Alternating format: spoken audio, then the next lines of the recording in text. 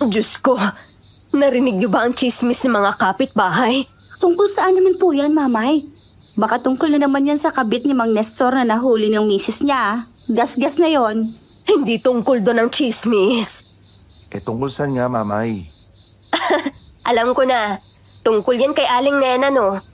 Ayon sa sabi-sabi, may anak daw siya sa pagkadalaga. At ngayon ay nabuntis naman ang asawa niya.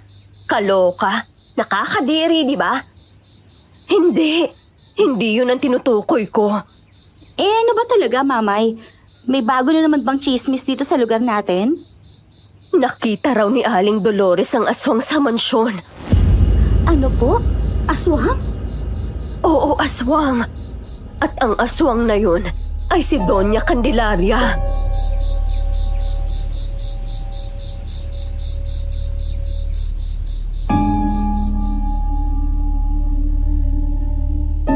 Good day sa lahat ng bumubuo ng Sitio Pangil at sa lahat ng mga nakikinig. Ako nga po pala si Lilette. Sa ngayon, 45 years old na ako. Nangyari ang karanasan kong ito noong 26 years old pa lang ako sa aming probinsya. Hindi ko na lang sasabihin kung saan eksakto upang mapanatili ang pribadong buhay ng mga taong sangkot sa kwentong ito. Masasabi kong nakakatakot ang naging karanasan ko, ngunit sa kabila ng takot na aking naramdaman, puno ako ng pasasalamat. Sapagkat kung hindi dahil sa nakakakilabot kong engkwentro sa isang aswang, marahil wala na ako sa kinalalagyan ko ngayon. Maniniwala ba kayo na naging maganda ang pamuhay ko at ng aking pamilya dahil sa isang aswang? Pakinggan nyo ang aking kwento at malalaman nyo kung bakit.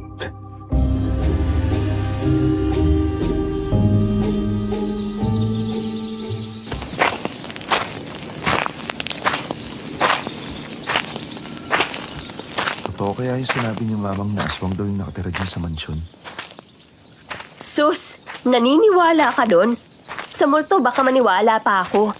Pero sa aswang, hanggat hindi ako nakakakita, hindi ako maniniwala.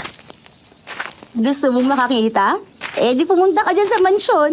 Sigurado akong makikita mo dyan ang aswang. Gaga ka, ate. Ayoko nga. Baka mamaya may multo pa dyan. Mukha pa namang haunted house yung mansyon na yan. Di ba sabi mo, maniniwala ka lang kung makakita ka? Tama si Ate Lily. Pumasok ka dyan sa mansyon para makita mo mismo yung aswang. Di ba nakatira dyan si Doña Candelaria? Yung sinasabing aswang ng mga kapitbahay natin. Malay ba natin kung totoo yun, di ba? Alam mo naman ang mga kapitbahay natin, gumagawa lang ng mga kwento para may pagchismisan. Bakit nga ba nila naisip na aswang si Doña Candelaria? Ayon sa mga narinig ko, may mga nakakita raw sa kanya na lumalabas tuwing gabi. Naglalakad daw siya sa paligid ng mansyon tapos bigla na lang daw siyang mawawala sa dilim. At ang pinaka nakakatakot, may maririnig daw silang malakas na pagaspas ng pakpak at alulong ng kung anong nilalang sa ere. Kuya, ano ka ba naman, Leon? Huwag ka nga magsabi ng ganyan. Medyo kinikilabutan ako eh. Ayan pa naman yung mansyon, no? Ang laki ng bahay, no? Tapos mag-isa lang si Doña Candelaria nakatira dyan. Nakakakilabot kapag naiisip ko. Teka, ano yun? Ano yun, Leon? Bakit? Yung matandang babae, nakasilip doon sa bintana ng mansyon. Titig na titig sa atin. Huwag ka magbiro ng ganyan, ha, Leon? Hindi ako nagbibiro. Ayun siya, nakatingin sa atin.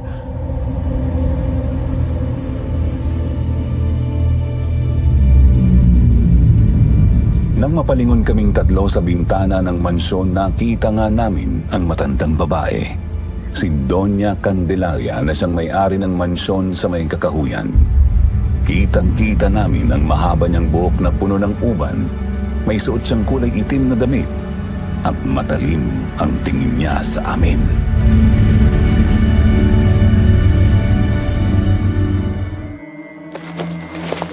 Oo nga, no?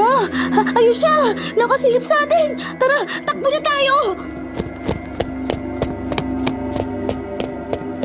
Bilisan nyo! Baka mamaya lumabas yan at habulin tayo!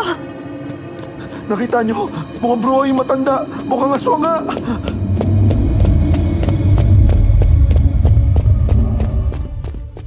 at nagtakbuhan kaming tatlo habang sumisigaw. Takot na takot sa matandang nakatitig sa amin mula sa bintana ng mansyon. Pagdating namin sa bahay, agad naming ikinwento kay Mamay ang nakita namin sa kakahuyan. Mamay ang tawag namin sa nakagisnan.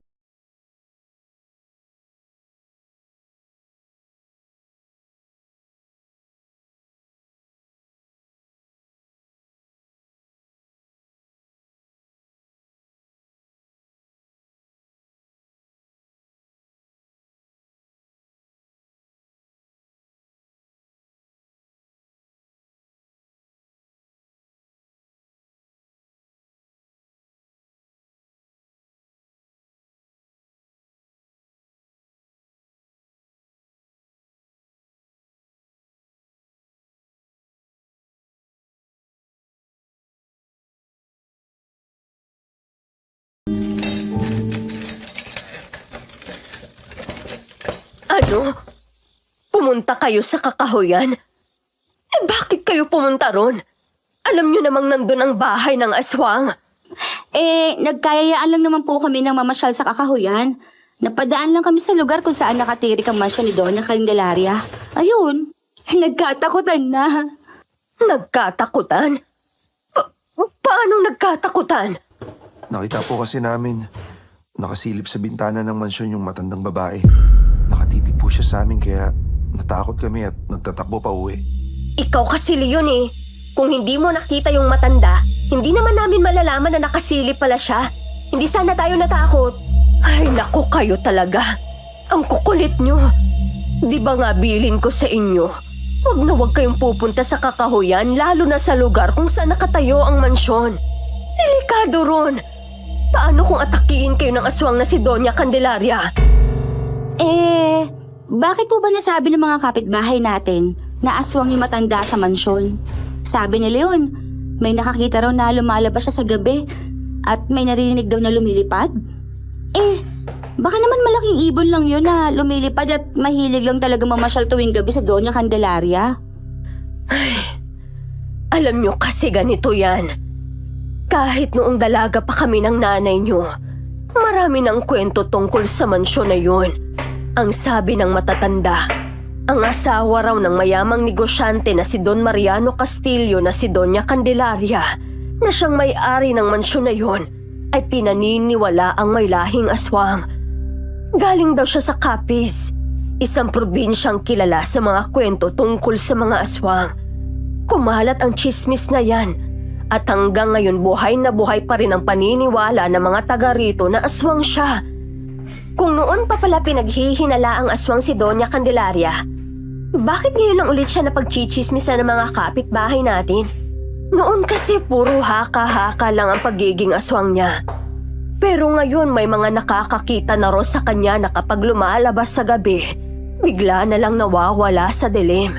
At ang pinaka nakakatakot, may naririnig silang malakas na pagaspas ng pakpak at alulong ng kung anong nilalang sa ere. Pero kung totoo ang aswang siya, di ba dapat may nabalitaan na tayong pinatay niya rito sa lugar natin? Wala naman, di ba? Oo nga po, Mamang. Di sana may nakita na tayong mga bangkay na wakwakan tiyan at walang laman loob. Di ba? Yan ang palagi natatagpuan kapag may gumagalang aswang.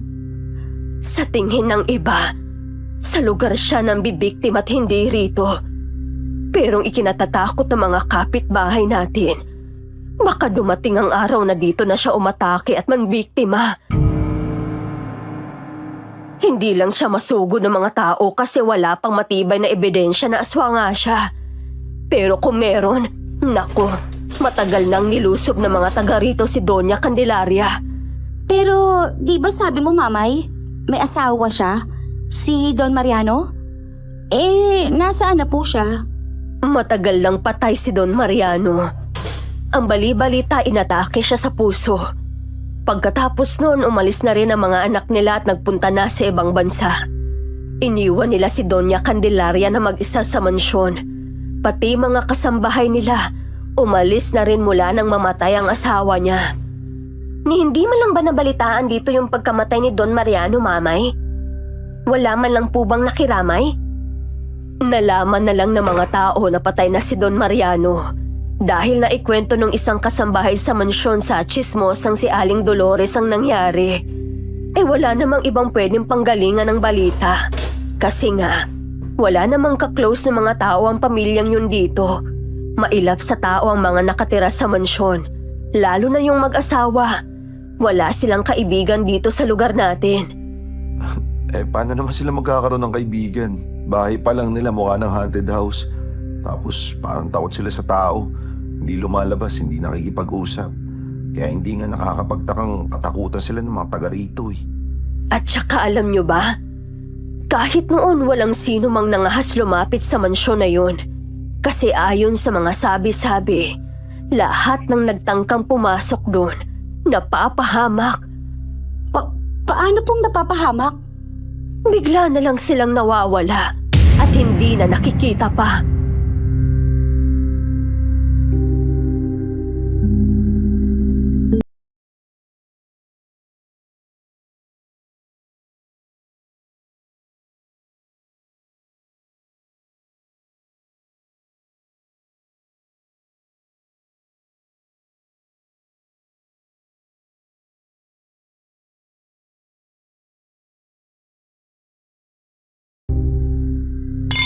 Hindi naman sila maireklamo ng mga tao rito dahil wala ngang ebidensya. Pero kung meron lang, matagal nang sinugod ng mga taga rito ang mansyon. Kaya kayong tatlo, sinasabihan ko kayo ulit ha. Huwag na huwag kayong pupunta malapit sa mansyon kung ayaw niyong mapahamak.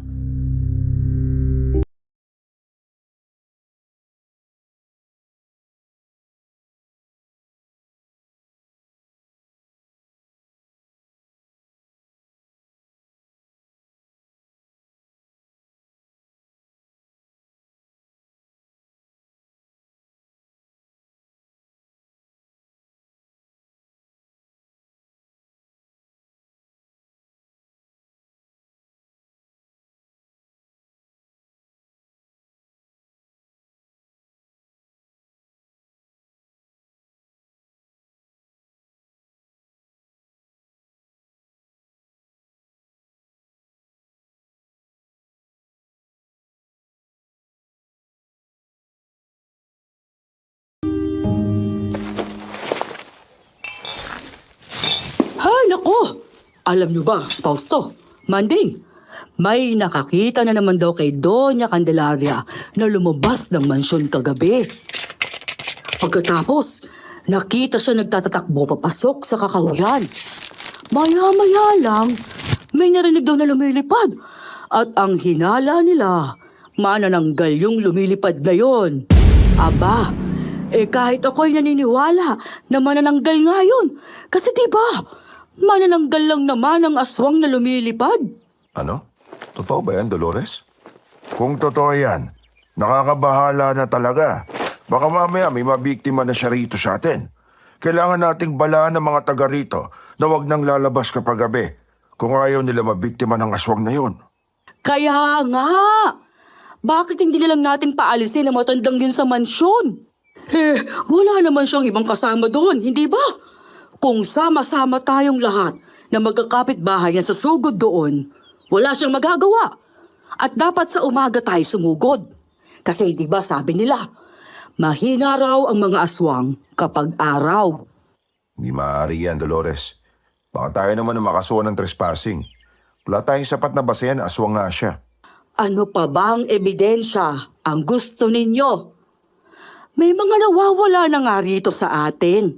Naaalala niyo ba yung anak ni Mang Gusting, yung binatilyo? Aba, napadaan lang malapit sa mansyon nung hapon.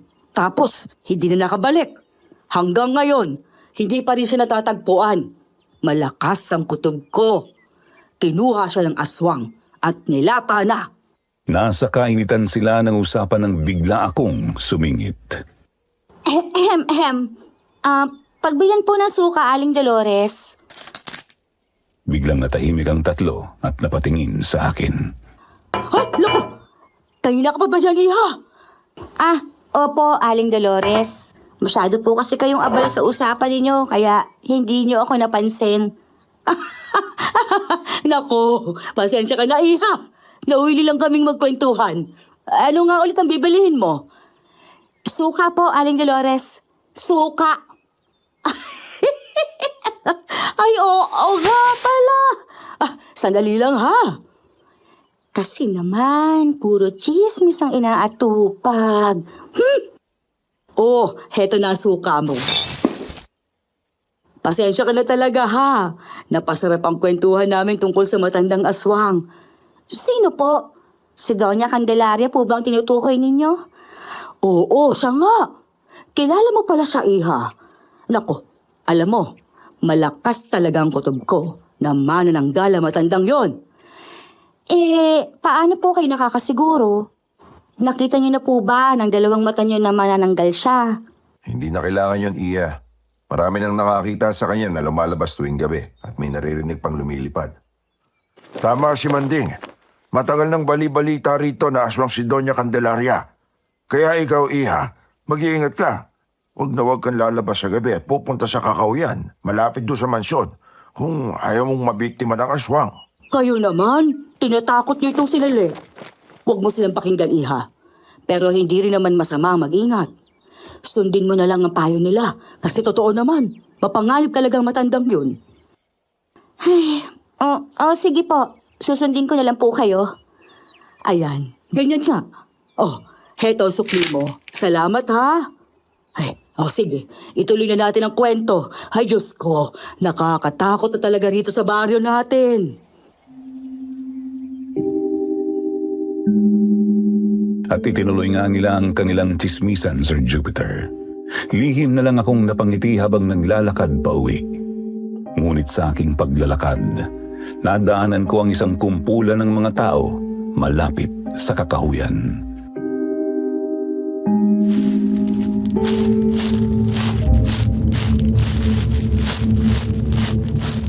Ano kaya meron dito? Bakit nagkakagulo ang mga tao? Diyos ko! Sino may gawa nito?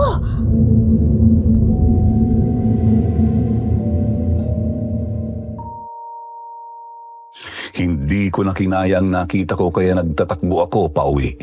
Pagdating sa bahay namin agad yung ikinwento kina Mamay ang nangyari.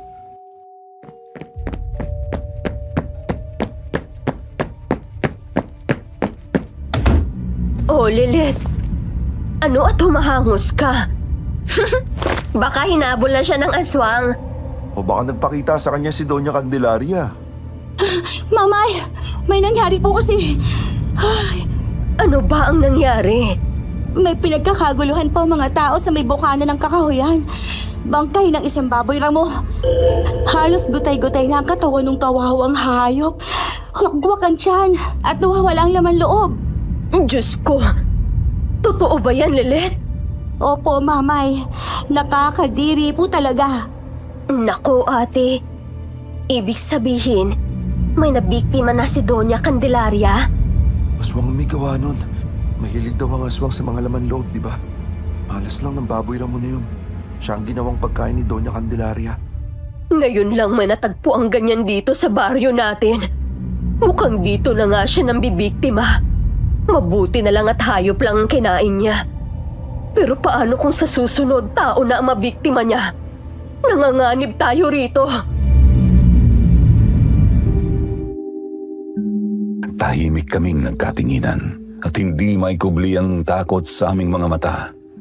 Dahil sa nangyari na pagdesisyonan ni Mamay na maglagay ng mga pangontra sa loob ng bahay. Kumuha siya ng asin sa kusina at isinabo ito sa bawat sulok ng bahay.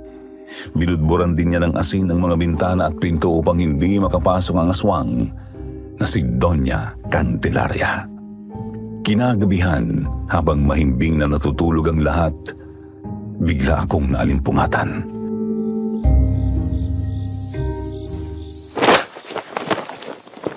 Ano ba yan? Ang init!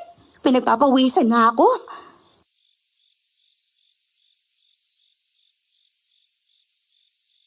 Tumayo ako mula sa higaan at binuksan ang bintana upang makapasok ang sariwang hangin. Ngunit halos mapatalon ako nang may makita akong lumilipad sa labas.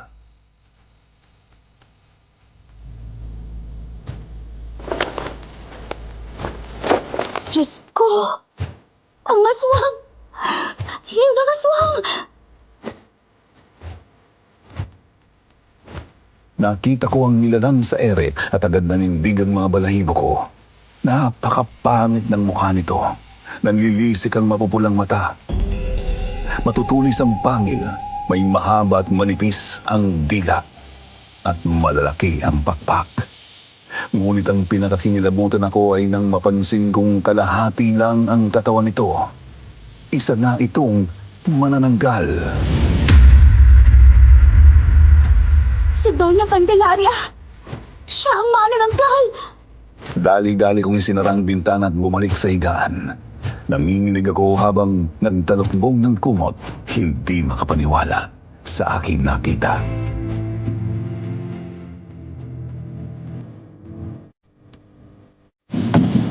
Ganun pala ang itsura ng manananggal. Nakakapangilabot. Mabuti at hindi niya ako nakita. Kung hindi, baka akong atakihin niya.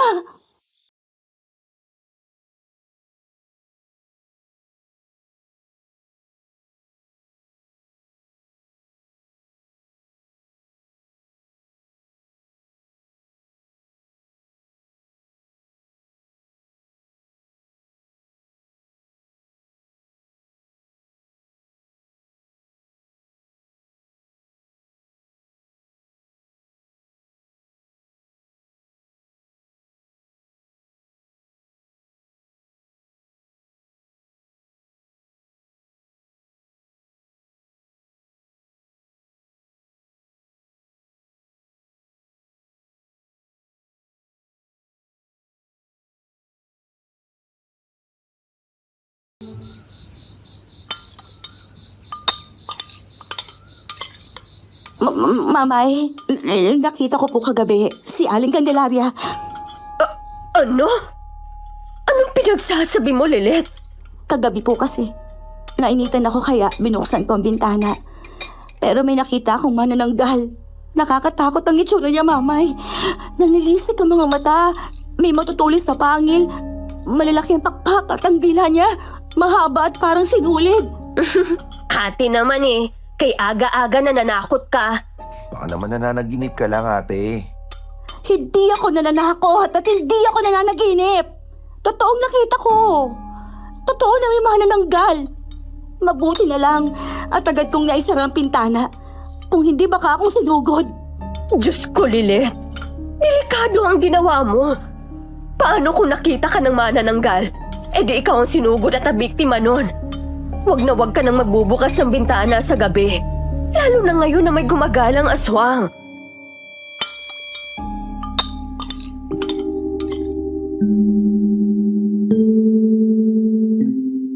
Humugot ng malalim na buntong hininga si Mamay bago nagsalita.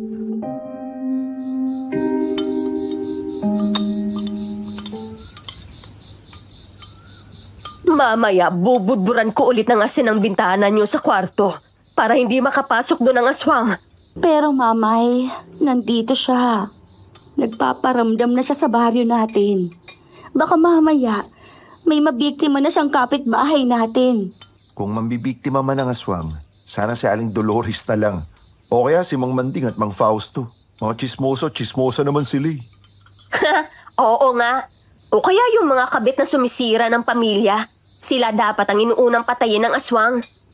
Tumigil nga kayo sa mga pinagsasabi nyo. Kahit gaano pa kasama ang ibang tao, hindi pa rin nila deserve na mabiktima ng aswang. Walang sino mang tao ang dapat maging pagkain ng aswang na yon. Umuntong hininga si Mamay at seryosong tiningnan kaming tatlong magkakapatid. Kaya kayo, kapag lalabas kayo ng bahay, siguraduhin nyo na madala kayong asin sa bulsa nyo para may pangontra kayo sa aswang. Eh, mamay, hindi naman po lumalabas ang manananggal sa umaga. Siyempre tulog yun. Naku, Leon. Huwag kang piloso po, ha? Sundin nyo na lang ang sinasabi ko. Para rin sa kaligtasan nyo yan. Pagkatapos ay ibinaling ni Mamay ang tingin sa akin. Ikaw din, Lilet. Kapag naglako ka ng kakanin mamaya, siguraduhin mong may asin sa bulsa mo, ha? Mabuti nang nag-iingat. Opo, mamay.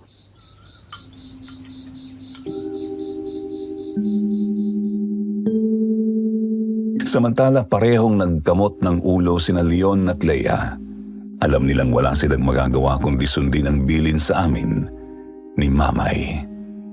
Sir Jupiter, sinunod ko ang utos niya na maglagay ng asin sa bulsa bago tuluyang nagpaalam upang magtinda ng kakanin. Ang pagtitinda ang pangunahing ikinabubuhay namin. Ako naglalako ng kakanin habang sina Leon at Leia naman ay tumutulong kay Mamay sa pagtitinda ng isda sa palengke. Kahit mahirap ang buhay namin ay nakakaraos naman kami sa araw-araw. Kinahaponan, pauwi na ako mula sa pagtitinda nang biglang umihip ang malakas na hangin. Muli akong nakaramdam ng kilabot nang mapansing malapit na ako sa mansyon sa Katahuyan. Pinili kong dumaan doon dahil mas mabilis ang daan na yon pauwi sa amin kaysa kung lilibot pa ako sa ibang ruta na mas matatagalan ako.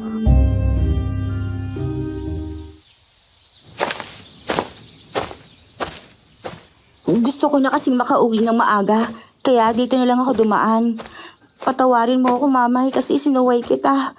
Pero ayoko na dumaan sa mas malayo. Hindi bale. Bibilisan ko na lang ang paglalakad at hindi ako titingin sa mansyon.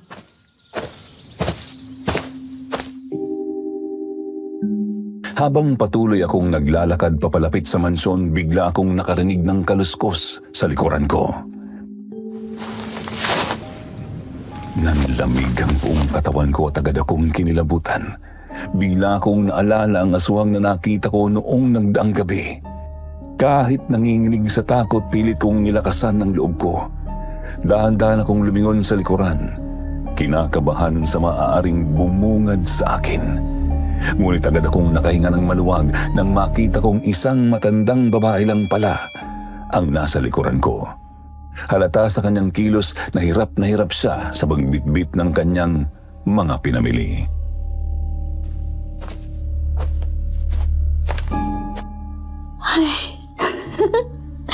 Ay, akala ko kung ano na.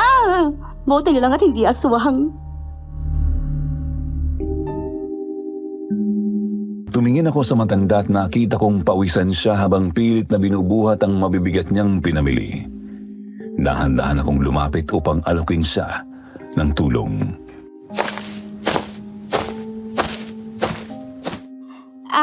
Lola, tulungan ko na po kayo. Tumingin sa akin ang matandang babae. Halatang nag-aalinlangan ngunit may bahagyang ngiti sa kanyang mukha.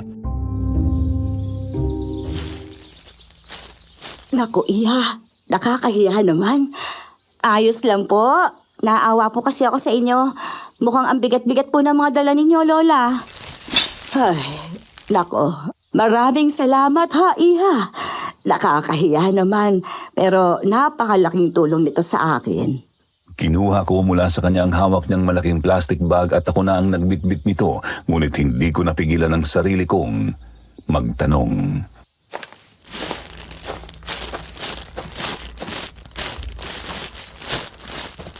Lola, taga rito po ba kayo?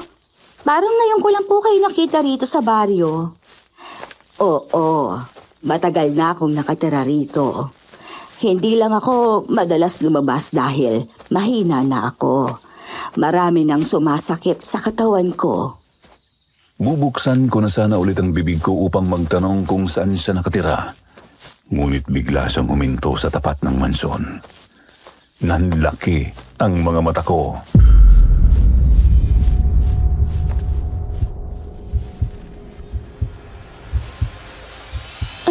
Sandali po. Diyan po kayo nakatira? Oo, Iha. Diyan ako nakatira.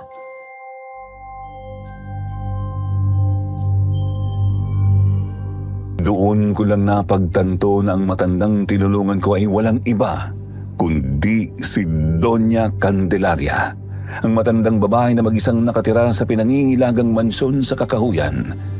Siya ang matandang madalas pag-usapan ng mga tao sa baryo, ang pinaghihinalaang aswang. Sir Jupiter, hindi ko siya agad nakilala dahil maamo ang kanyang mukha at hindi siya nakasuot ng itim na damit.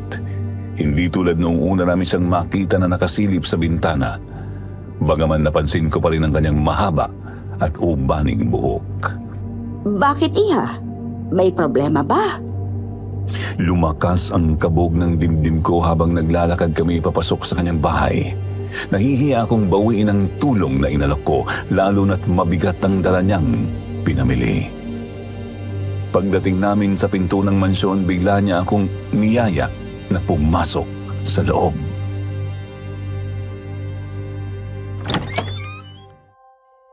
Pasok ka, iha. Dahil tinulungan mo ako, hayaan mong gantihan ko ang kabutihan mo. Tara sa loob para makapagmerienda o makapagkape ka man lang. Hindi ka naman nagmamadali, hindi ba? Ay, naku Lola, hindi na po. Kailangan ko na po umuwi Baka hinahanap na po ako sa amin. Tsaka malapit na pong gumabi. Ay, ganun ba iya? Nakakalungkot naman. Matagal na akong walang bisita rito sa mansyon. Alam mo, napakalungkot dito. Kaya sana, pagbigyan mo na ako kahit sandali lang. Sige na iha, kahit kaunting oras lang. Magmemeryenda ka lang naman at magkakape sa loob, tapos maaari ka nang umuwi.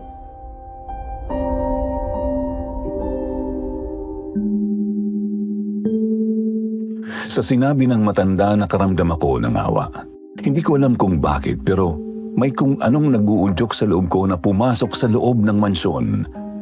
Parang may bumubulong sa isip ko na wala namang masama kung tatanggapin ko ang alok niya. Kahit sandali lang. Bago ko pa mapigilan ang sarili ko, napapayag na niya ako.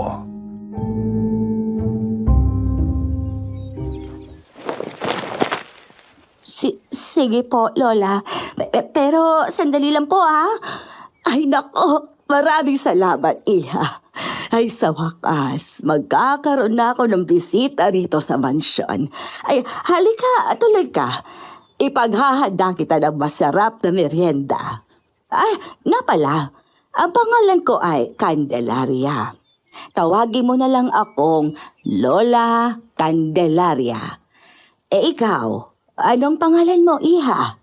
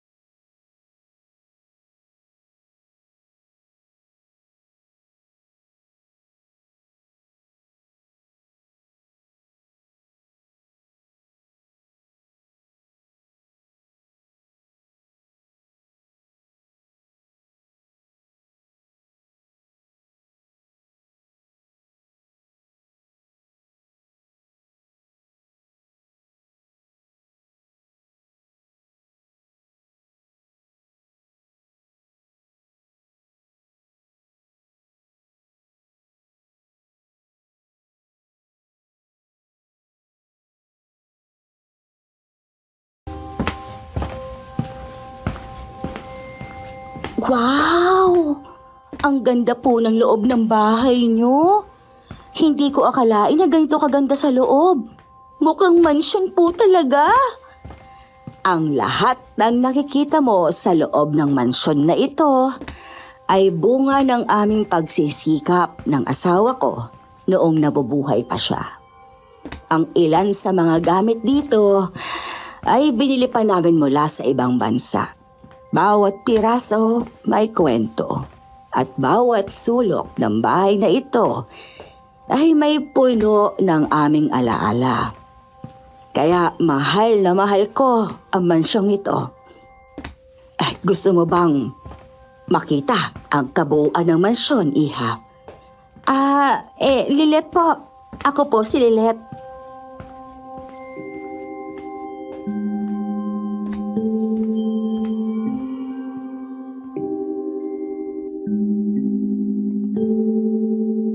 Tumango lang ako sa kanya at patuloy siyang sinundan habang naglalakad.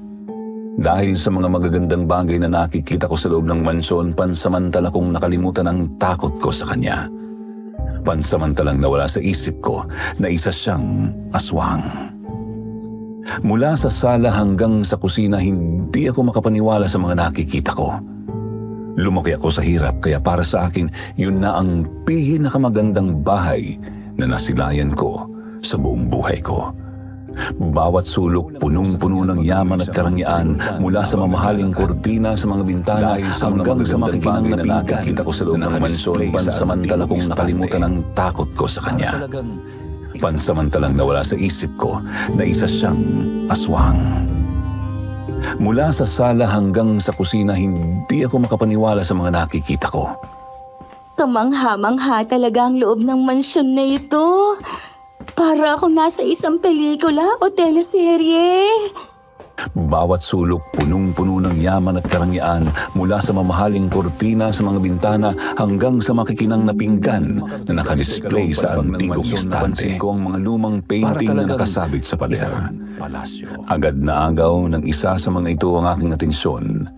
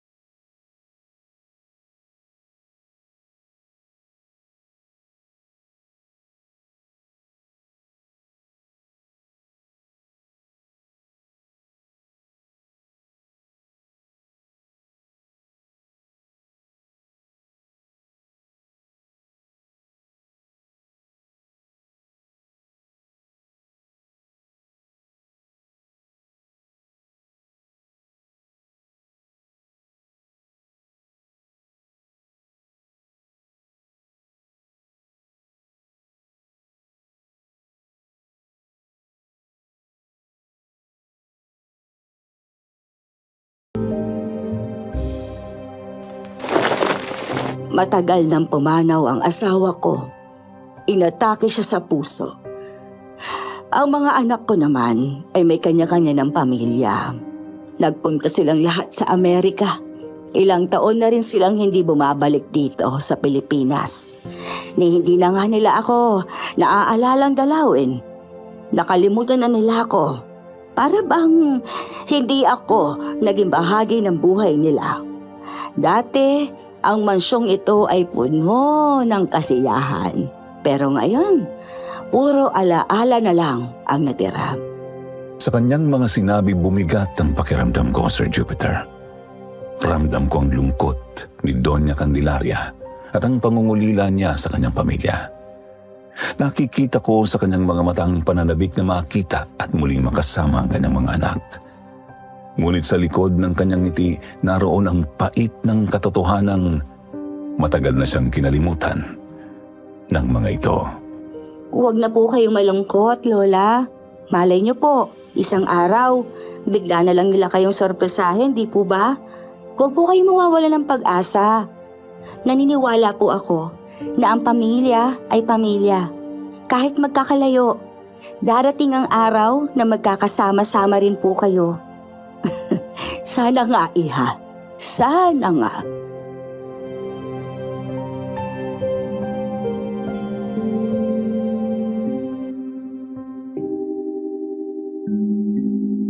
Habang nag-iikot kami sa loob ng mansyon, napansin kong napasok na namin ang lahat ng kwarto, maliban sa isa.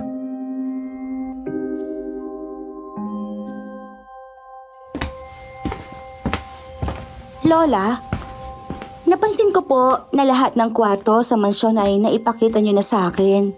Pero yung kwarto po sa pinakadulo ng pasilyo, bakit hindi po natin pinasok? Iha, ang kwartong iyon ay napaka-pribado. Hindi ko talaga ipinapakita o pinapapasok ang sino man doon. Bakit naman po? Pasensya ka na, iha. Pero hindi ko na maaaring sabihin sa iyo kung ano ang laman ng kwartong iyon. Sana ay maunawaan mo.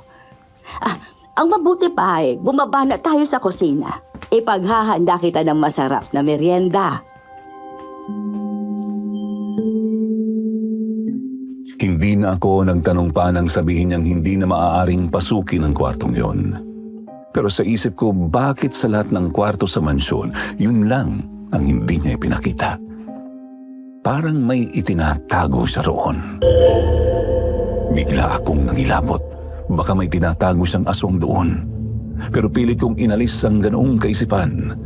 Ayokong takutin ang sarili ko. Kaya sumunod na lang ako sa matanda papunta sa kusina para sa merienda. Pagdating sa kusina, agad niya akong ipinaganda ng tinapay na may palamang hamon, chocolate cake at mainit na kape.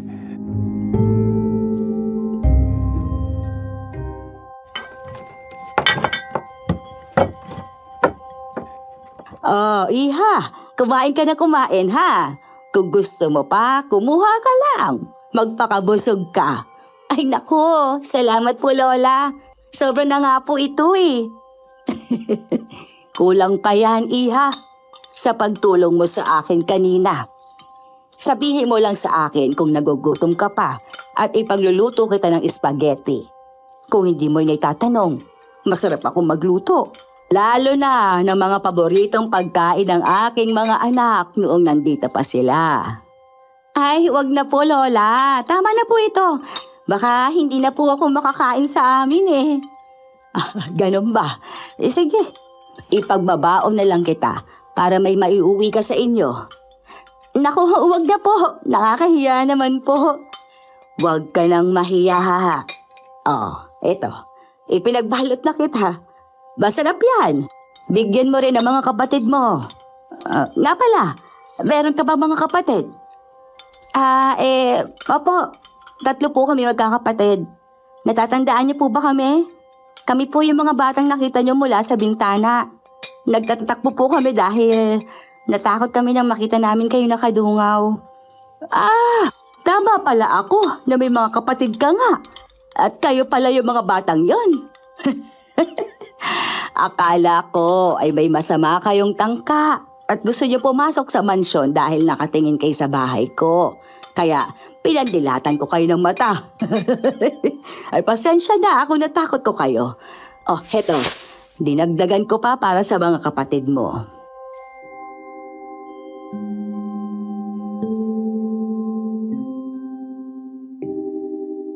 Wala na akong nagawa kundi tanggapin ang pagkaing ibinigay niya. Maya-maya hindi ko napigilan ang sarili kong muling magtanong.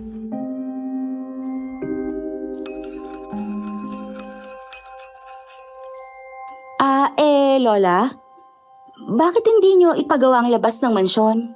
Marami po kasing natatakot sa itsura nito. Mukha raw pong haunted house. Para naman po hindi ito pangilagan ng mga tao. Ay, Lilet, iha. Mag-isa lang ako rito sa mansyon. Ayaw kong makaakit ng masasamang loob. Kung may mangyari sa akin dito, wala akong malalapitan. Wala akong mahihingan ng tulong. Wala pa naman akong masyadong kilala sa baryo dahil hindi naman ako palalabas. Napatango na lang ako sa sinabi niya, Sir Jupiter. Habang tumatagal ang pag-uusap namin, mas nakikilala ko si Doña Candelaria. Napagtanto kong isa siyang mabuting tao kahit mayaman siya. Hindi siya matapobre. Mayroon siyang mababang loob, ngunit isang matandang iniwan ng pamilya at namumuhay ng mag-isa. Sa kabila ng takot na idinulot ng mga kwento tungkol sa kanya, isa lang siyang tao na nangangailangan ng kausap at kasama. Madilim na nang makalabas ako ng mansyon. Inihatid pa ako ni Doña Candelaria hanggang sa labas bago ako tuluyang naglakad pa uwi. Pagdating ko sa bahay, sinalubong ako ni Mamay na halatang balisa at nag-aalala.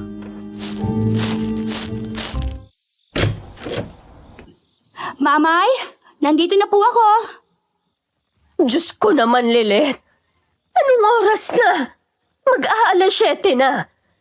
Bakit ngayon ka lang umuwi? Alam mo ba kung gaano ako nag-aalala sa'yo? Hindi mo ba naisip na delikado ng gumala sa ganitong oras? Lalo na't may gumagalang aswang? Huwag na po kayo mag-alala, Mamay. Wala naman po nangyaring masama sa akin. May dinaanan lang po ako kaya ginabi na ako. Tsaka naubos naman po lahat ng kakanin na tinda ko. Sa susunod, huwag mo na akong pag-aalalahanin ng ganito, ha? Naku, bata ka. Akala ko na biktima ka na ng aswang na si Doña Candelaria. Naku, hindi po. Hindi nga po ako napadaan doon eh. Sa malayong ruta po ako dumaan para hindi mapadaan sa mansyon. Mabuti naman kung ganun. Ay nako, sobra talagang pag-aalala ko. Kaya nga nakalimutan ko na ngang magluto ng hapunan natin. Kasalanan mo yan, ate. Kung umuwi ka na maaga, edi hindi nag-alala ng todo si Mamay at nakapagluto na siya ng hapunan. Ikaw talaga, nag-aalala na nga si mamay kay ate, puro kasibaan pang iniisip mo. Pasensya na po talaga, mamay. Mabuti pa, maupo na lang po kayo. Ako na po magluluto ng hapunan natin. Ano po ba ang ulam natin ngayong gabi? Di pritong galunggong. Sus, galunggong na naman. Sige, ayos lang. Kahit wag na akong kumain. Sawang-sawa na ako sa galunggong eh. Puro ka talaga reklamo, Leon. Hay nako, kung ayaw mo, di wag kang kumain. Kami na lang ni Ate Lilet ang kakain. Hindi naman kami maarte tulad mo. Huwag ka nang magreklamo. Alam kong sawa na kayo sa galunggong. Pero tiis-tiis na lang muna. Di bale, kapag malaki ang kinita natin bukas sa palengke, makakakain na rin kayo ng Fried chicken? sinigang na baboy, mamay? Hindi. Pritong tilapia. Ay, isda na naman. Hoy, Leon! Para matahimik ka na dyan. O eto, may dala akong pagkain. Saan galing ang mga yan, Lilet? Bigla akong kinabahan. Kung sasabihin ko kay mamay na nakilala ko mismo si Doña Candelaria at nakapasok pa ako sa mansyon niya, siguradong magwawala siya. Baka hindi na niya ako palabasin pa ng bahay. Kilala ko si mamay, napaka-protective niya sa amin kahit hindi niya kami tunay na mga anak. Kaya kahit masama sa loob ko ay nagsinungaling na lang ako. Bigay po nung mayamang babae na bumili sa akin ng kanina. Chocolate cake po ito at tinapay na may palaman na hamon. Nakabalo pa po sa plastic. Wow, ate. Napakaswerte mo naman. Pangmayamang pagkain lang yan ah. Patikim din ate ha. Gusto ko rin makakain ng pagkain pang mayaman. Baka kung sino lang ang nagbigay niyan sa'yo, anak ha. Sa susunod, wag na wag kang tatanggap ng pagkain mula sa hindi mo kilala. Baka may lason yan. O kaya naman baka may kung anong sumpa meron ang pagkain na yan. Hindi mo alam kung ano ang tunay na intensyon ng taong nagbigay sa'yo niyan. O di kaya naman ay galing yan sa aswang. Hindi naman po. Mukha namang malinis naman po itong pagkain. Ang sa akin lang, kailangan pa rin nating mag-ingat. Alam niyo ba na maaaring mahawa ng pagiging aswang ang isang tao sa pamamagitan ng pagkaing ibinigay ng isang aswang? Ha? Totoo ba yan, mamay? Oo, maaaring mahawa ng pagiging aswang ang isang tao kung kakain siya ng pagkaing may laway ng aswang. Kapag kinain mo yun, unti-unting magbabago ang katawan mo. Magiging matindi ang pagkagutom mo, lalo na sa hilaw na karne. At hindi mo mapipigilan ang sarili mo maghanap ng dugo. At kapag dumating ang kabilugan ng buwan, doon mo mararamdaman ang hindi maipaliwanag na pangangati ng katawan. Parang may gusto kang gawin pero hindi mo alam kung ano. Hanggang sa isang araw, magugulat ka na lang. Isa ka na palang aswang. Mamay, nakakatakot naman po yung sinasabi mo. Ibig sabihin, kung galing nga sa aswang ang pagkain na dala ni Ate Lilet at nakain na niya ito, baka maging aswang na rin siya? Ate, huwag mo sabihin na tikman mo na yung pagkain ha. Hindi mo pa naman kinain, di ba? Hindi pa naman. Pero sayang naman mamay. Baka naman po hindi naman masamang tao yung pinanggalingan yan. Kaya nga, mamay. Ngayon lang kami makakatikim ng masarap eh. Hay nako, kayo talaga. O siya. Sigurado ka ba, Lilet, na mapagkakatiwalaan ang taong nagbigay sa'yo niyan? Wala bang kahit na anong kahinahinala sa kanya? Hindi naman po, mamay. Mabait naman po siya at magiliw kausap. Wala naman pong kakaiba sa kanya eh. O siya, may tiwala naman ako sa'yo. Pero sa susunod, huwag ka na basta-bastang tatanggap ng pagkain mula sa iba. Lalo na kung hindi mo lubos na kilala. Hindi natin alam kung sino ang dapat at hindi dapat pagkatiwalaan.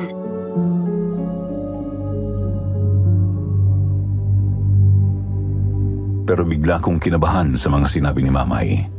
Ang pagkain na yun galing pa naman kay Doña Candelaria. Ngunit ewan ko ba, mula nang makilala ko siya, nagkaroon na ako ng tiwala sa kanya. Hindi ko alam kung bakit, pero binaliwala ko na lang ang mga sinabi ni Mamay at mas nagtiwala ako kay Doña Candelaria. Pagkatapos naming kumain ng hapunan, napagpasyahan naming matulog ng maaga upang makabangon ng maaga sa kinabukasan. Ngunit habang nakahiga ako sa kama, hindi ko mapigilan ang sarili kong mag-isip.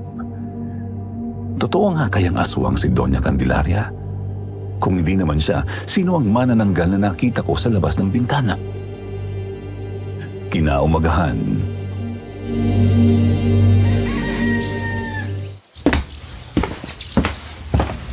Mamay, aalis na po ako. Magtitinda na po ako ng kakanin. Sige, pero mag-iingat ka ha. At siguraduhin mong uuwi ka ng maaga mamaya. Opo, mamay. Uuwi na po ako ng maaga. Ate, pasalubong ha. Pasalubong ka dyan. Eh yung kikitain ni ate sa paninda niya, pambili natin ng bigas yun. Hindi bale. Kapag sinuwi ate ulit, baka may magbigay ulit ng pagkain. Doon ulit ako pupwesto sa labas ng simbahan. Malay nyo, may magmagandang loob ulit na magbigay sa akin ng pagkain. sa buong araw kong pagtitinda ng kakanin, sinuwerte naman ako at naubos lahat ng paninda ko. Maaga akong makakauwi.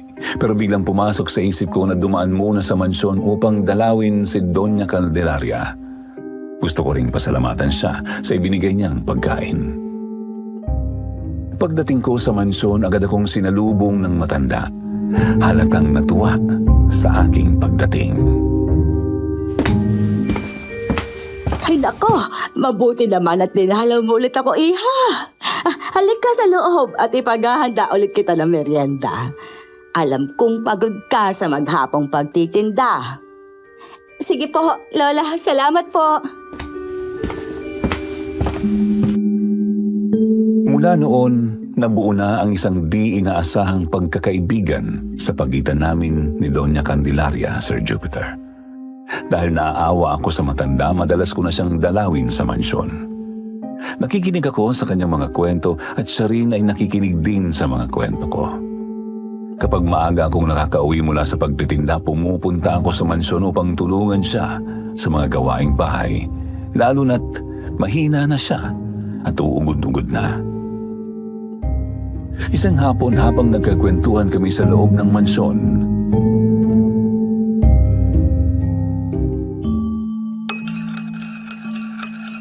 Diba, ang sabi mo, hindi ka pa nakatapos ng high school dahil sa hirap ng buhay, Lilet? Opo, Lola. Pati rin po ang mga kapatid ko. Huminto rin sa pag-aaral. Pero nag-iipon naman po kami ni Mamay para balang araw makabalik kami ng mga kapatid ko sa eskwela. Pero, iha, ano ba talaga ang pinakapangarap mo sa buhay? Ang makapagtapos po ng pag-aaral, makahanap ng magandang trabaho at maiahon ng pamilya ko sa kahirapan. Yun lang po, Lola, ang pinakapangarap ko ngayon. nginitian ako ni Doña Candelaria. Hinawakan niya ang kanang kamay ko at bahagyang pinisilyon. Magsikap ka lang, iha. Darating din ang biyaya sa'yo. Sana nga po, Lola. Yan din po ang gabi-gabi kong pinagdarasal. Matapos ang aming maikling kwentuhan, nagpaalam na ako upang umuwi. Ayokong mapagalitan ulit ni Mamay kung gagabihin na naman ako ng uwi. Mauna na po ako, Lola Candelaria. Baka po hinahanap na ako sa amin eh. Babalik na lang po ulit ako bukas. Sige, iha. Pwede ka naman pumunta rito anumang oras. At saka, Nilingon ko siya. Nakita kong nakatitig siya sa akin. Nakangiti, ngunit tila may lungkot sa kanyang mga mata. Bakit po, Lola? iha, maraming salamat, ha? Kung wala ka, siguradong mas naging malungkot ang buhay ko. Binuhay mo ang mga natitirang araw ko sa mundong ito. Napawi mo kahit paano ang lungkot at pangungulila ko. Huwag niyo pong sabihin yan, Lola. Marami pa po kayong araw na ilalagi. Mahaba pa po ang buhay niyo. Kaya hindi po kayo dapat malungkot. At hindi rin kayo nag-iisa. Lagi po akong nandito para dumalaw sa inyo. Biglang hinaplos ni Lola Candelaria ang aking pisngi. Napakabuti mong bata, Lilet. Balang araw, makakabawi rin ako sa'yo. Sige na, Iha. Umuwi ka na at baka pagalitan ka na naman ng mamay mo dahil malapit na gumabi. At baka makasalubong mo ang aswang. Kaya nga po, Lola eh. Alam niyo po, sa totoo lang, kung wala lang sigurong gumagalang aswang, di sana pwede akong gabihin sa gaan ng hindi napapagalitan. Pero dahil sa manananggal na yon, pinaghihigpitan kami ng mamay sa bahay. Parang bata tuloy kaming laging kailangan umuwi bago lumubog ang araw. Huwag kang mag-alala, Iha. Sigurado akong hindi ka aatakihin ng aswang na yon. Hindi naman nananakit ang aswang ng basta-basta. Ang inaatake lang nito ay ang mga masasamang tao. Yung may mga ginagawang kasalanan. Yung mga dapat nang mawala sa mundong ito. Kaya ipanatag mo na ang loob mo. Ay nako, ang tagal mo tuloy makaalis dahil sa akin. O siya, Lola. Pumasok na po kayo sa loob at mahamog na. Baka lamigin kayo. Oo na. Pero hintayin muna kitang makalayo.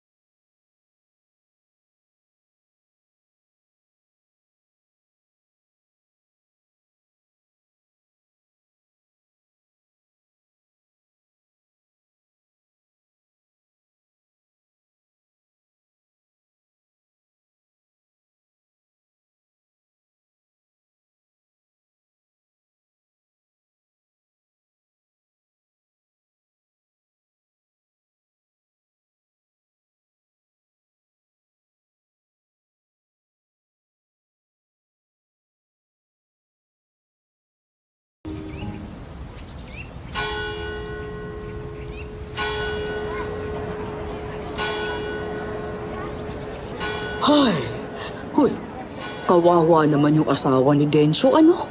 Hindi pa rin daw tumitigil sa kaiiyak kasi hanggang ngayon, hindi pa rin natatagpuan si Densyo. Hindi ba halang naman ang bitoka ng Densyo na yon? Ilang beses na siyang nakulong. Nagtutulak yun ng droga at nagdanakaw ang gagong yon. Baka may ginawa na namang kalokohan kaya biglang nawala. Baka may nakaaway na naman siya o kaya may pinagtataguan dahil sa mga ginagawa niyang illegal. Bakit naman daw nawala si Densyo? Saan naman daw ba nagsuot yung taong yun? Alam nyo, huli raw siyang nakita na pumasok sa kakahuyan. Tapos mula nun, hindi na siya nakauwi sa kanila. Hindi na siya nakabalik at ang hinala ng iba, nabiktima na raw ng aswang sa mansyon. Sabi ng ilan sa mga kapitbahay natin na nakausap ko, may narinig daw silang kakaibang ingay noong gabing nawala si Densyo. Parang malakas na pagaspas ng pakpak. Ay baka, kinain na siya ni Doña Candelaria. Bakit? Naglakas loob ba siyang pumunta doon sa mansyon? Alam naman niyang marami nang nawawala ron na hindi na nakakabalik pa, di ba? At kung totoo nga pumunta siya ron sa mansyon, hindi na talaga siya makakalabas doon ng buhay. Magnanakaw si Densyo. Marahil pinagplanuhan niyang pasukin at magnakawan ng mansyon ni Doña Candelaria. Ay kaya yun, hindi na nakalabas. Siguradong nahuli siya ng matanda. Isipin niyo, ilang beses nang minawawalang tao sa lugar na yon. Pero ni anino nila, hindi na natagpuan. Malamang talaga nilapa na siya ng Donya. Diyos ko na mahabagin! Kawawa naman yung asawa ni Densyo na si Miling. Naiwan sa kanya yung 2 anak nilang maliit pa. Ay nako, si Densyo talaga. Alam na ngang delikado roon, tumuloy pa rin. Siya tuloy ang sumunod na biktima ng aswang ni Donya. Sobrang nakakabahala na ito. Hindi kaya panahon na para gumawa na tayo ng aksyon? Baka bukas bakalawa, may isa na namang mawala sa baryo natin. Narinig mo yun, ate? Pinagchichismisan na naman nila yung matandang babae sa mansyon. May biniktima na naman daw. Yung magnanakaw at adik na si Densyo. Ay, oo, narinig ko. Kagagaling lang ng simbahan. Puro chismis agad ang inaatupag ng mga matatandang yan. Hindi naman nila lubos na kilala si Doña Candelaria. Kung ano-anong sinasabi nila, hindi man lang nila naisip na baka may ibang dahilan kung bakit nawala si Mang Densyo. Basta nilang sinisisi sa matanda.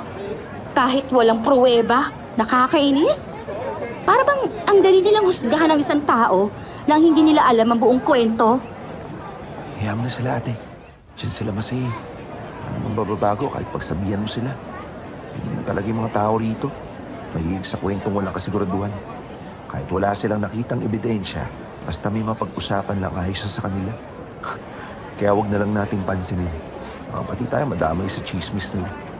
Yun nga pala, tutuman ang tinda natin ha. Lapit na magdilim. Kailangan na natin tumuubos. Oo, kailangan natin maubos yan para hindi tayo mapagalitan ni Mamay. Dito ka lang magtinda ha, sa labas ng simbahan. Huwag ka nang lalayo. Sandali, at may pupuntahan lang ako. O, saan ka pupunta, ate? May kailangan lang akong bilhin sa bayan. Malapit na magdilim. Baka hindi ko na mabili. Ikaw na munang bahala dito, ha? Babalik ako agad. Sige, ate. Pero huwag ka magtatagal, ha?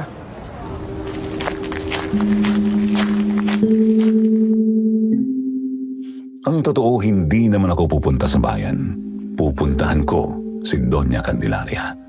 Bigla kasi akong kinutuban na parang may mangyayari. Kaya nagmamadali akong pumunta sa kakahuyan. Pagdating ko sa mansyon, gabi na. Tahimik ang paligid, tanging lagasgas ng dahon at huni ng mga kuliglig ang maririnig.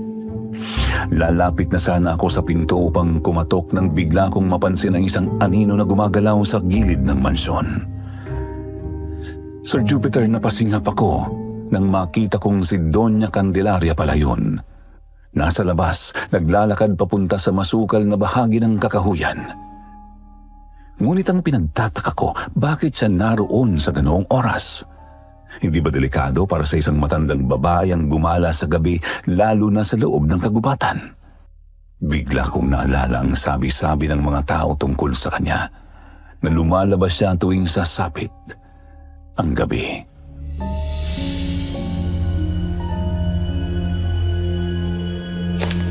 Si Lola Candelaria yun ah. Ano pang ginagawa niya sa labas? Gabi na. Sinundan ko siya papasok sa masukal na parte ng kakahuyan. Maya-maya huminto siya sa tapat ng isang malaking puno.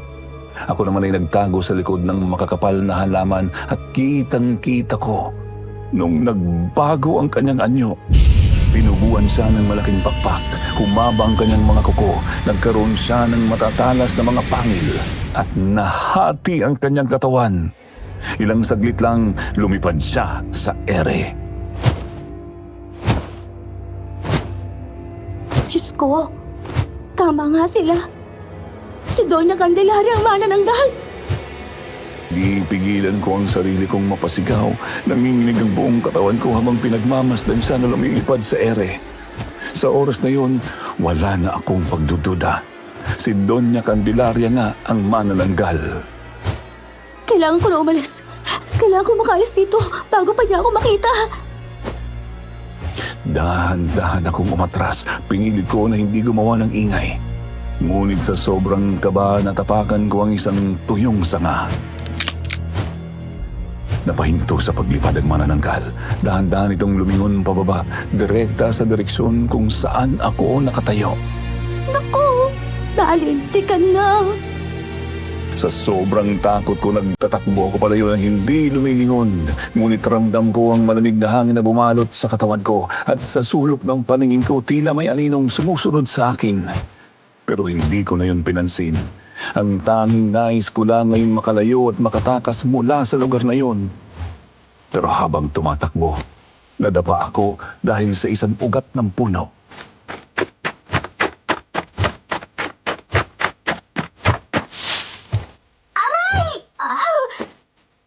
Mabilis akong bumangon mula sa pagkakadapa, ngunit sa gilid ng paningin ko, napansin ko ang isang pares ng nagliliwanag na mata.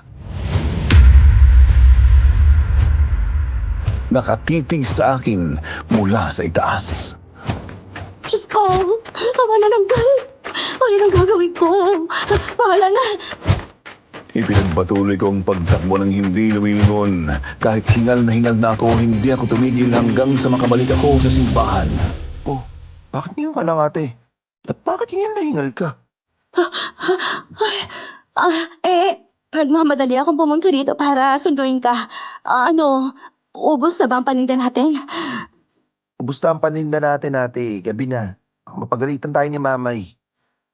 Nabili mo na ba yung bibilin mo? Hindi. Bukas na lang. Tara na, Leon. Baka hinahanap na tayo ni Mamay. Ate, ayos ka lang ba? Mukhang pagod na pagod ka eh. Ha? Huwag mo akong alalahanin. Ay, ayos lang ako. Medyo napagod lang talaga ako kasi tumakbo ako papunta rito eh. At isa pa, hindi tayo papagalitan ni Mamay. Dahil siya ang nagsabi sa akin kaninang umaga na kailangan natin maubos ang lahat ng paninda kahit pa abutin tayo ng gabi. Dahil ang kalahati ng kikitain natin, idadagdag niya sa pambayad ng kuryente. Basta, siguraduhin lang natin na may dala tayong asin sa bulsa. Ano ba yan? Pawasan pa yung pambili ng bigas. Hayaan mo na. Makakabawi rin tayo. Tara na. Umuwi na tayo.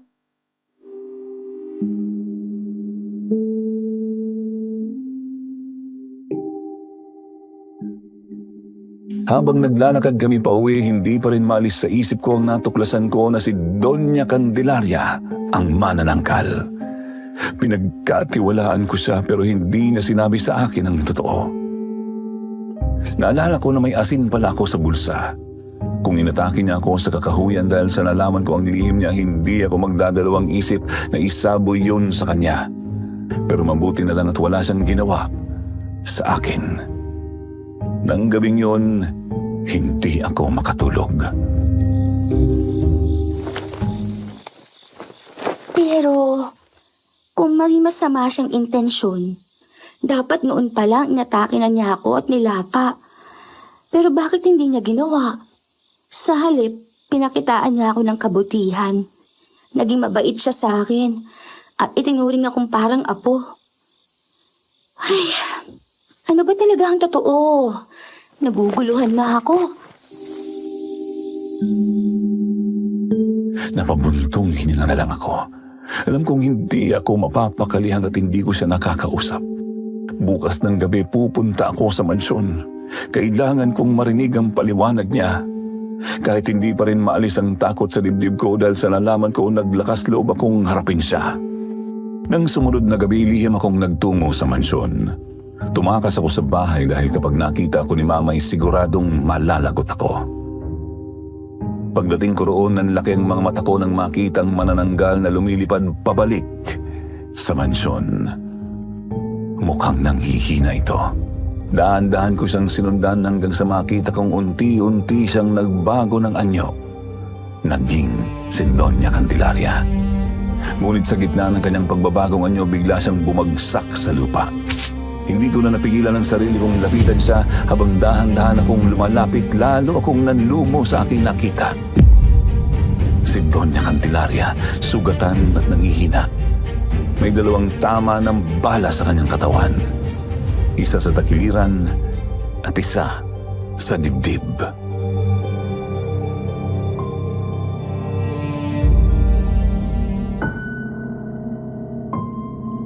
Lola Candelaria!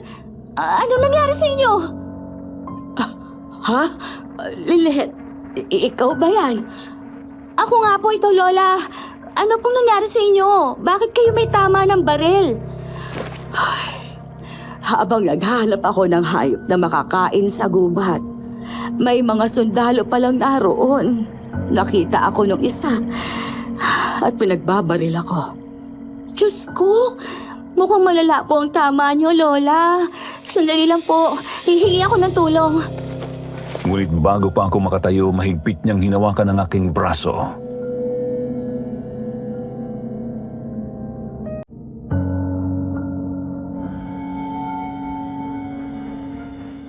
Uwag na, iha. Hindi na rin naman ako magtatagal. At alam ko nang alam mo na ang lihim ko. Lola, hindi po ako magsisinungaling. Opo, alam ko na. Nakita ko po kayong nagbago ng anyo. Isa kayong manananggal.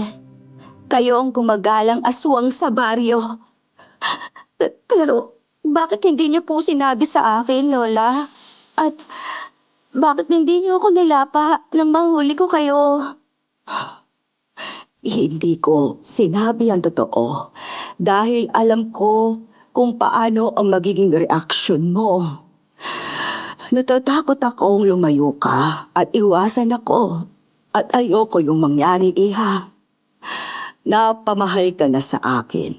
Hindi lang kita itinuring na kaibigan. Para na rin kitang apo.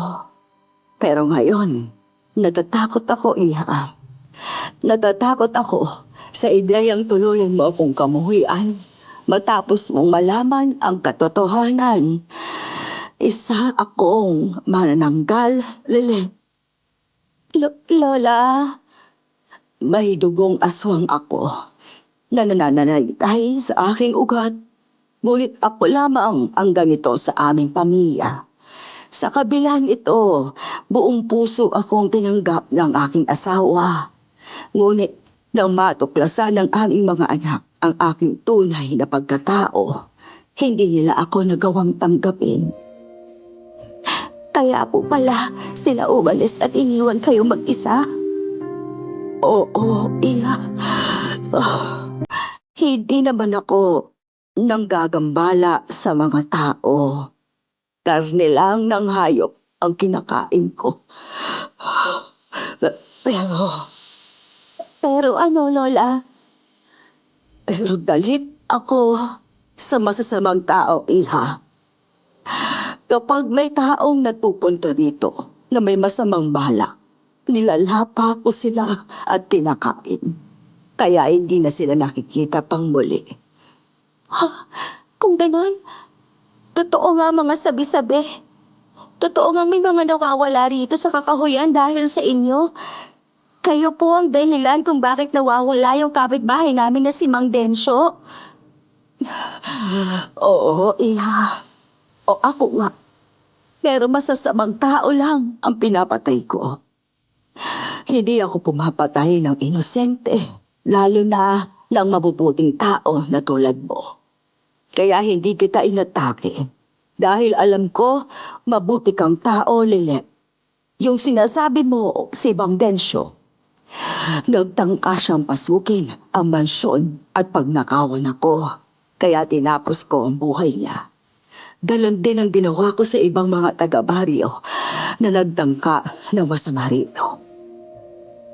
Pero Lola, nakita ko po kayo sa labas ng bintana namin. Natakot po ako noon.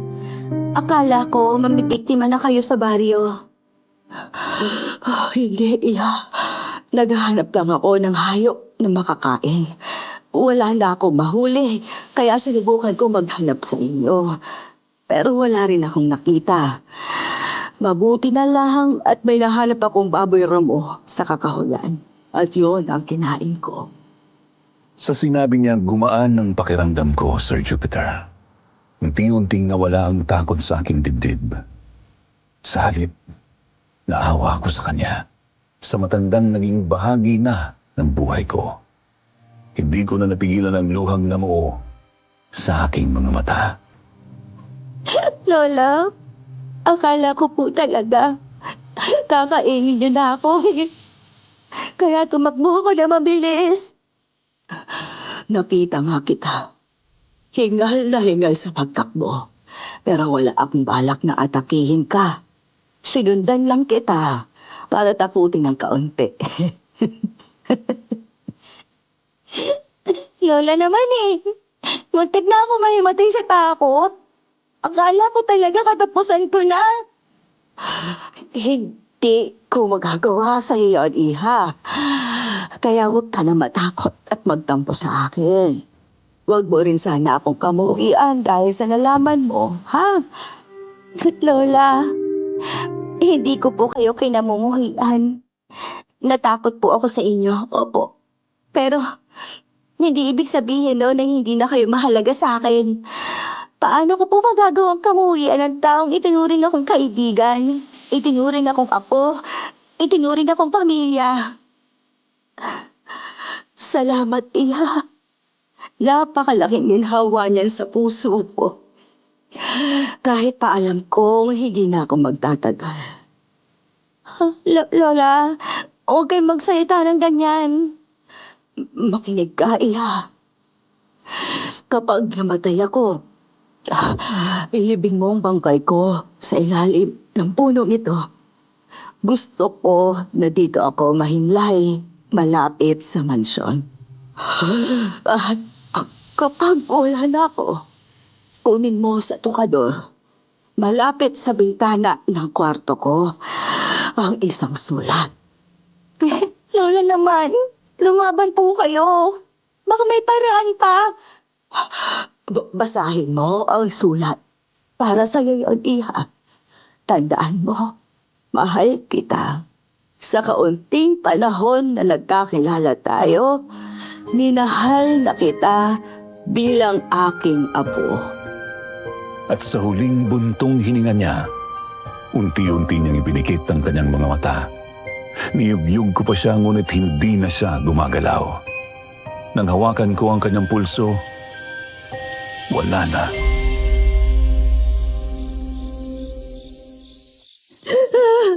Lola! Lola Candelaria! Ngunit huli na ang lahat. Wala na si Doña Candelaria. Sa kanyang pagpanaw, tinupad ko ang kanyang huling habilin. Inilibing ko ang kanyang katawan sa ilalim ng puno kung saan siya nalagutan ng hininga. Malapit sa kanyang mansyon. Pagkatapos pumunta ako sa kanyang kwarto, kinuha ko ang sulat mula sa tukador. Habang binabasa ko yun, muling bumagsak ang aking mga luha. Lilet, Iha. Maraming salamat sa ating pagkakaibigan. Masaya akong lilisan sa mundong ito. Dala ang masasayang alaala nating dalawa. Bilang tanda ng aking pagmamahal at pakikipagkaibigan, iniiwan ko sa iyo ang lahat ng nasa mansyong ito. Sa tabi ng sulat na ito, makikita mo rin sa loob ng tukador ang isang tarheta at ang susi ng kwarto sa pinakadulong pasilyo. Ang laman ng kwartong iyon, lahat ng naroon ay para sa iyo. Tawagan mo ang numero na nakalagay sa tarheta at makakausap mo ang aking abogado. Ipapaliwanag niya sa iyo ang iba pang detalye. Naway matupad mo ang iyong mga pangarap, Iha. Sa maikling panahong nagkakilala tayo, itinuring na kitang parang tunay kong apo. Mahal kita, Lilet, aking apo. Nagmamahal, Lola Candelaria. Sa nabasa ko, mahigpit kong niyakap ang sulat habang umiiyak. Lola Candelaria!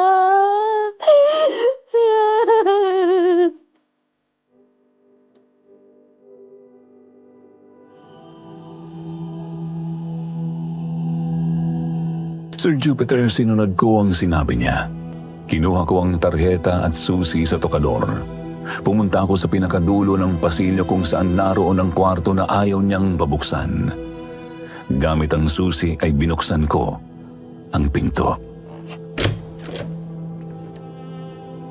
Sa loob ng kwarto, laking gulat ko sa aking nakita.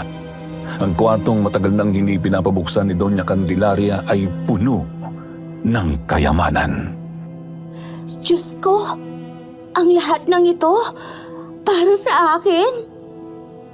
Nakakalat sa loob ang mga bara ng ginto, mga antigong banga, salamin, mamahaling alahas at iyo pang gamit na sa tansya ko ay nagkakahalaga ng milyon-milyon. Hindi ko napigilan ang muling pagpatak ng aking luha. Sapat na ito para matupad ko ang aking mga pangarap. Isang bagay na alam kong buong pusong hinangad ni Lola Candelaria para sa akin.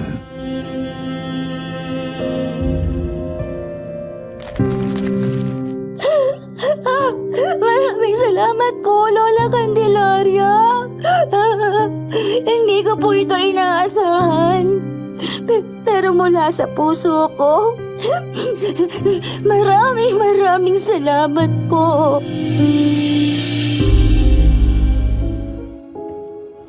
Mula noon, tuluyang nagbago ang buhay ko, Sir Jupiter.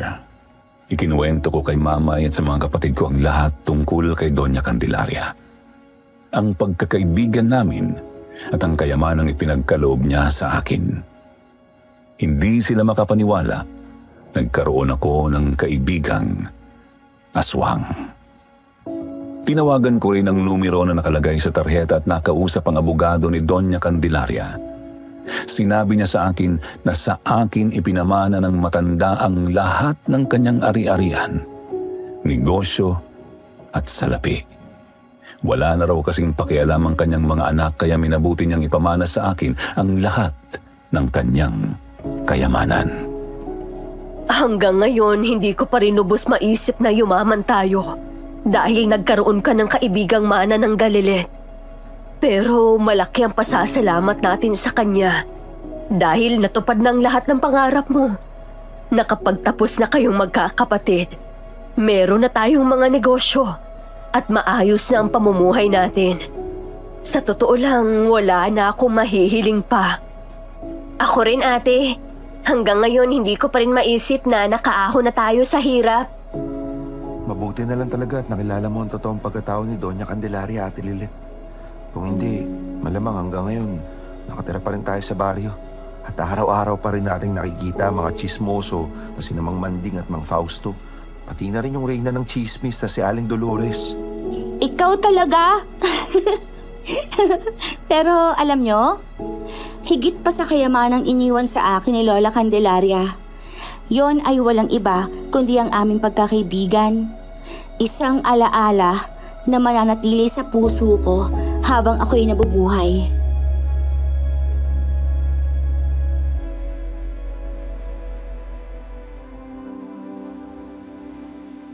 Walang sino man ang nakaalam ng tunay na nangyari. Pinalabas na lang namin na nanalo kami sa loto kaya bigla kaming nagkaroon ng maraming pera. Umalis kami sa baryo at lumipat sa katabing probinsya upang doon na manirahan. Ngunit kahit malayo na kami, patuloy ka pa rin inaalagaan ang mansyon ni Doña Candelaria.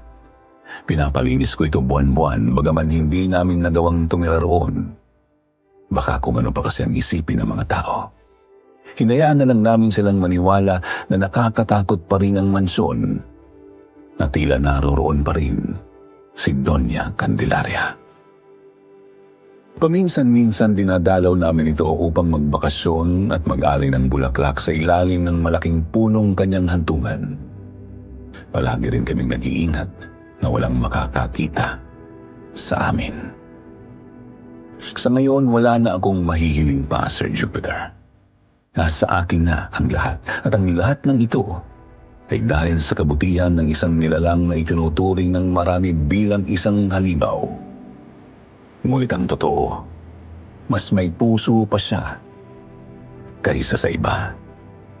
Dito ko na tinatapos ang aking kwento. Para sa inyong mga tagapakinig, naniniwala ba kayo na may katulad pa ni Doña Candelaria? Isang aswang, ngunit may mabuting puso. Kung mapipili ang aking kwento, hihintayin ko po ang inyong mga kasagutan. Muli, maraming salamat po sa inyong lahat.